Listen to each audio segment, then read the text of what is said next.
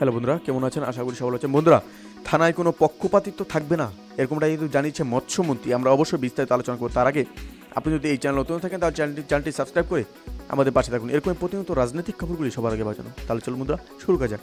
জাতীয় জাতীয় সংসদ নির্বাচনে শেষ মন্ত্রী পরিষদ গঠনের পর নিজের নির্বাচনী এলাকায় 4 দিন সফরে এসে থানাগুলোকে দালালমুক্ত করার নির্দেশ দিয়ে মৎস্য প্রাণী সম্পদ মন্ত্রী মোহাম্মদ আব্দুর রহমান এমপি বলেছেন, থানায় কোনো পক্ষপাতিত্ব থাকবে না, কেউ যেন অন্যায়ভাবে হয়রানি না হয়। আজ শুক্রবার দুপুরে ফরিদপুরের মধুখালী উপজেলার কামালদিয়ায় নিজ বাসভবনে ফরিদপুরের মধুখালী ও বোয়ালমারী উপজেলা কর্মরত বিভিন্ন দপ্তরের কর্মকর্তাদের সঙ্গে মত বিনিময়কালে এসব কথা বলেন তিনি উপজেলাকে মডেল হিসেবে দাঁড় করার উদ্দেশ্যে তিনি বলেন, আমি এখন এমন কিছু করে যেতে চাই যাতে মরার পরও এলাকার মানুষের মনে আমি বেঁচে থাকতে পারি।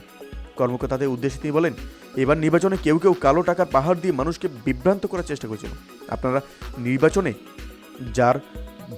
যাকে ভালো বোঝেন এবং আপনারা নির্বাচনের আচরণবিধি মেনে ঠিকমতো দায়িত্ব পালন করেছেন।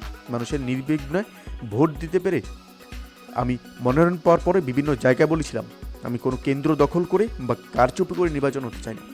আব্দুর রহমান ফরিদপুর 1 আসনের দুইবারের সাবেক সংসদ সদস্য ছিলেন। জাতীয় সংসদ নির্বাচন সংসদ সদস্য নির্বাচিত হয়ে মৎস্য ও প্রাণী মন্ত্র এবং পানি সম্পদ মন্ত্রণালয়ের দায়িত্ব পান। মত বিনিময় সভায় মধুখালী উপজেলার নির্বাহী কর্মকর্তা মোহাম্মদ মামনুন আহমেদ এবং অনিক, বোলমারীর উপজেলার নির্বাহী কর্মকর্তা মেহেদি হাসান এবং আর অন্যান্যরা, সেখানে বিভিন্ন দপ্তরের কর্মকর্তারা সেখানে উপস্থিত ছিলেন।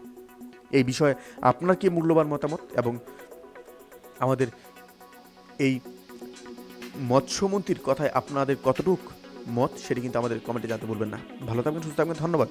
দেখা হচ্ছে পরবর্তী নতুন একটি কোন ভিডিওতে। আপনি কোথা থেকে দেখছেন অবশ্যই সেটি আমাদের কমেন্টে জানাবেন।